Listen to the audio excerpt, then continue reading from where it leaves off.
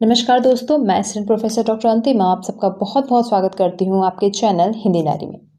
दोस्तों, जैसे कि आप सबको पता है कि यूपीपीएससी की तरफ से एक बिग अलर्ट आ चुका है ओटीआर का।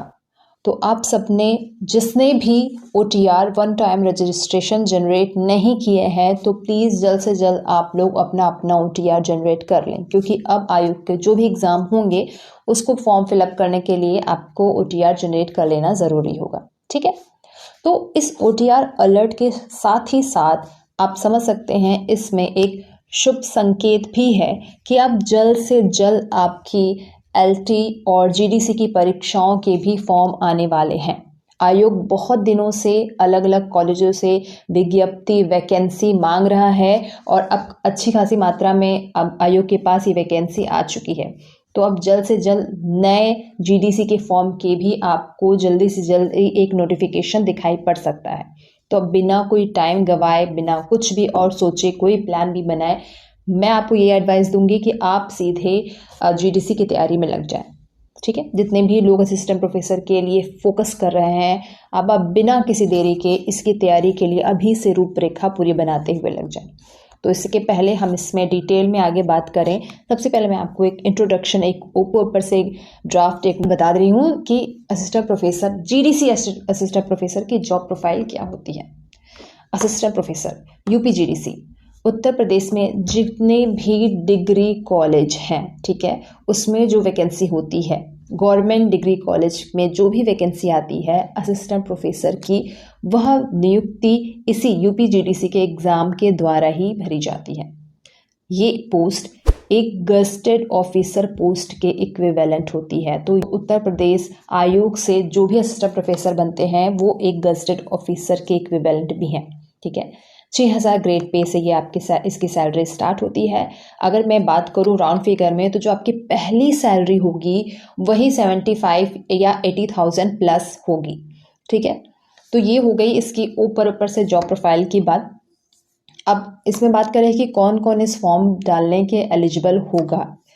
जो भी व्यक्ति, जो भी छात्र जिसने एमए पीजी 55% के साथ पास किया है और उसके साथ ही आपका नेट होना चाहिए उसी विषय से, जिस विषय से आपने पीजी किया है उसी विषय से आप नेट पास होने चाहिए। ठीक है, ये इस फॉर्म की मिनिमम एलिजिबिलिटी होती है। मिनिमम जो क्वालिफिकेशन है वो है कि आप पीजी पास हों 55% के साथ और उसी के साथ आप नेट भी पास होने चाहिए। हाँ, जिन विषयों से यूजीसी नेट नहीं करवाती है उन विषयों से आप डायरेक्ट अप्लाई कर सकते हैं।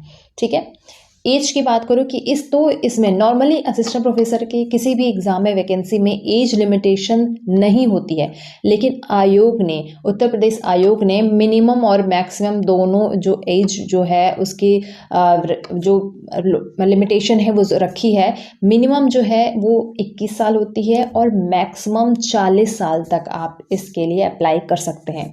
हाँ, कैटेगरी के लिए कुछ रिलैक्सेशन भी है, उसकी डिटेल्स आपको ऑलरेडी इसके नोटिफिकेशन में मिल जाएगी। ये हो गई इसके एग्ज़ाम कौन कौन एलिजिबल है उसके बाद। अब आते हैं हम इसके एग्ज़ाम पैटर्न पे। तो ये पूरा जो एग्ज़ाम होता है 2 पार्ट में डिवाइड होता है। पहला होता है रिटन और दूसरा होता है इंटरव्यू। पहला जो रिटन होता है वो ऑब्जेक्टिव होता है। ठीक है, जिसमें आपके 2 पार्ट में डिवाइड होता है। आपका सब्जेक्ट के क्वेश्चन पूछेगा जिसमें आपको जिस सब्जेक्ट के लिए आपने अप्लाई किया है, और इसके अलावा कुछ कॉमन क्वेश्चन होते हैं जिसका रेशियो होता है आपके सब्जेक्ट का, मतलब जो क्वेश्चन होता है वो होता है 90 और जो आपके कॉमन सब्जेक्ट है मतलब उसका होता है 30। तो 30 और 90 टोटल 120 प्रश्न आते हैं। ठीक, तो ये जो रेशियो होता है 30 और 90 का होता है। 90 जो होता है वो टोटली आपके सब्जेक्ट से पूछा जाता है, और जो 30 पूछा जाता है उसमें जो कॉमन होता है, जो सभी सब विषयों के लिए जिसका सिलेबस कॉमन है, जिसमें आपका जीएस जिसमें general science, history, polity, economics, geography और पर्यावरण इस तरह के और करंट से रिलेटेड चीज़ें पूछी जाती हैं। साथ ही रीजनिंग और लॉजिकल प्रश्न भी पूछे जाते हैं। ठीक है, तो ये जो कॉमन प्रश्न है 30, ये मैं आपको ऑलरेडी बता दूं कि ये यूपीएचएससी के जो कॉमन प्रश्न है उससे अलग होता है। यूपीएचएससी का जो कॉमन प्रश्न है उसमें वो थोड़ा सा वो कम या कह सकते हैं उसका सिलेबस इससे अलग है, तो इसको ज़रूर आप ध्यान देते हुए चलिएगा।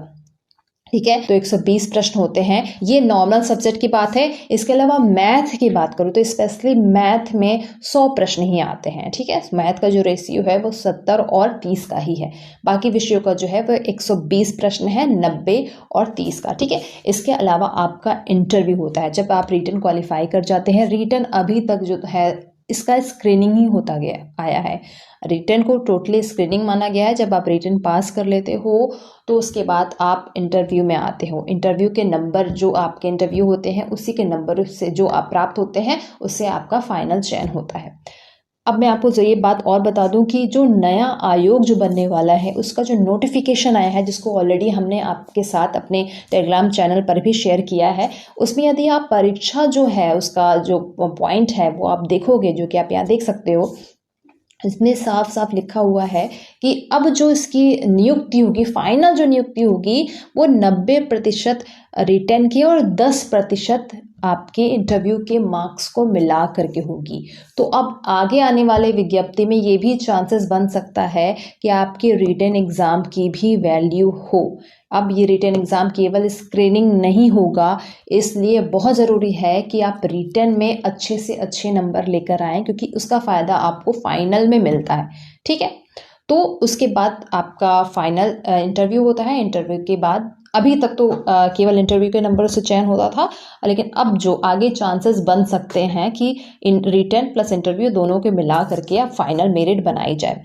इसके अलावा मैं बात करूं तो एपीआई स्कोर की असिस्टेंट प्रोफेसर के लिए अभी तक कोई वैल्यू नहीं है। ये प्रिंसिपल वगैरह पद के लिए एपीआई की वैल्यू इसमें रही है। एकेडमिक्स का भी बहुत कोई प्रभाव नहीं पड़ता है। मिनिमम जो क्वालिफिकेशन है वो आपकी पूरी हुई होनी चाहिए। एग्ज़ाम ऑलरेडी कई बार आयोग करवा चुका है, तो आप जिस भी विषय से अप्लाई करने वाले हों, अभी से मेरी सलाह है कि आप उसके सिलेबस और पीवाईक्यू देख लें, ताकि आपको आगे की स्ट्रेटजी बनाने में आसानी हो। इसके अलावा जीडीसी से रिलेटेड आपका कोई भी क्वेश्चन है तो आप मुझसे कमेंट सेक्शन में और मेल में पूछ सकते हैं। अभी से लग जाइए, बहुत अच्छा और बहुत बड़ा स्कोप आपके सामने आने वाला है। शुभकामनाएं।